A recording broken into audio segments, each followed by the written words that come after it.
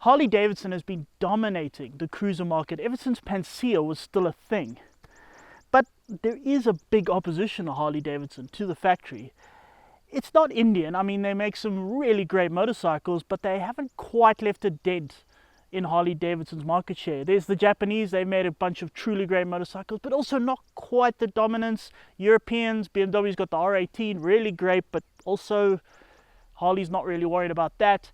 And Ducati's got the Diavel, lots of flamboyance, brilliant design, but also, again, not quite the sales figures of Harley-Davidson. But as I said, Harley does have one big opposition, and that is, in fact, Harley-Davidson.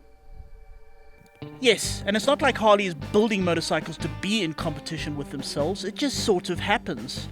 Like this one was not from a Harley dealer floor, but from the showroom of Fire It Up. It's a 2010 Road King Classic with just 23,000 kilometers on the clock that'll relocate to your garage for 139,000 Rand. And from what we can tell, it doesn't appear to be much different to a new one.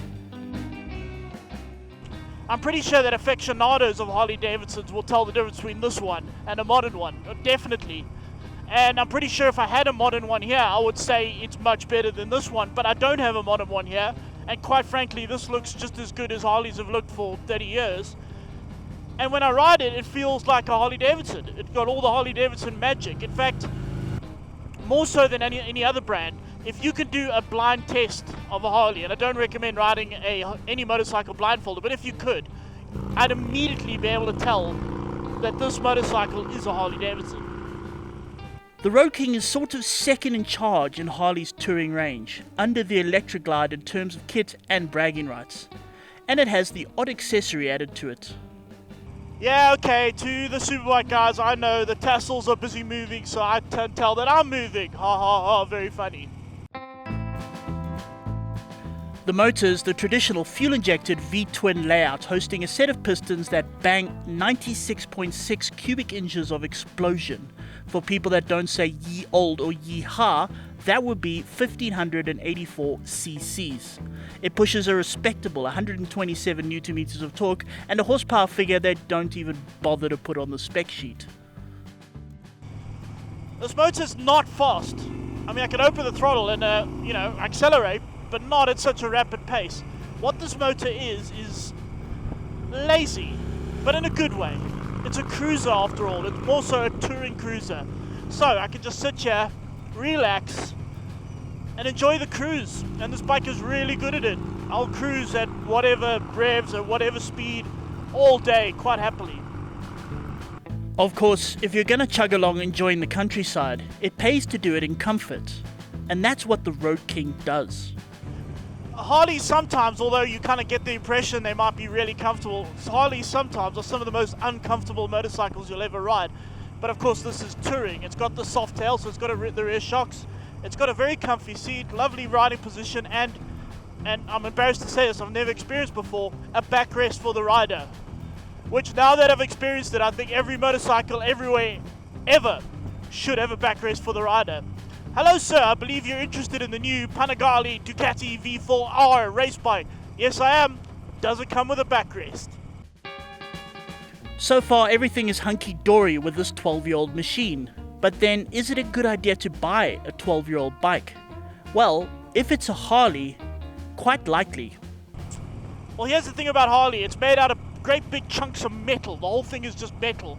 So even though this bike this year is 12 years old, you can't really tell. It's all covered in chrome, it's all covered in expensive paint, and nothing can rust, nothing can do anything, nothing will really bend unless you crash it really hard into, I don't know, a planet.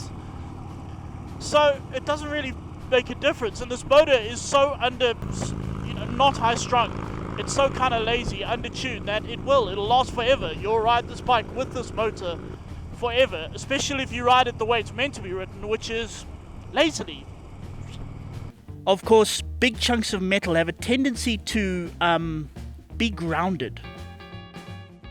As you see it here, without the 22 liters of fuel in the tank and the 3.5 liters of oil in the motor, it weighs 355 kilograms.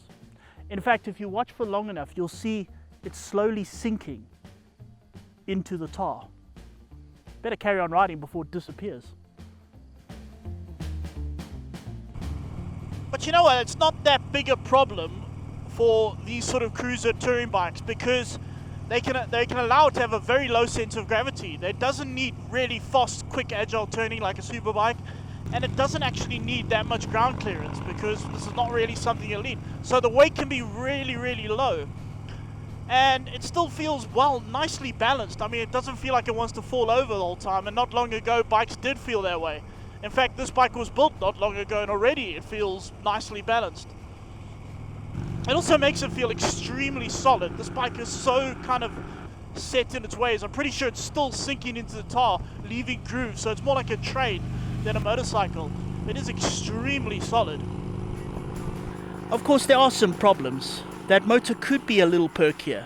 The speed on the tank means you have to take your eyes off the road slightly too long than is comfortable, and the brakes need to be pulled somewhat harder than riders of other brands are perhaps used to. There are neat little saddlebags, but their security system is somewhat questionable. Oh wow, who would have thought? You undo this buckle and then the whole thing opens. Proper safe. These little niggles are not quite deal breakers, and that means that used Harleys like this are still going to bother the new ones. So here's the thing, like I said before, I could be on a modern Harley. I probably would be happier. I'm sure it's got more gizmos, I'm sure it feels better to ride, I'm sure it's everything like that, but I'm not on one now, and I still feel that Harley Davidson specialness, if you know what I mean, speciality, special. I feel that on this bike. I feel like I'm riding a proper pucker Harley Davidson. I feel it makes me feel good. It's a very pleasant bike to ride, and it cost me a third what a new one would.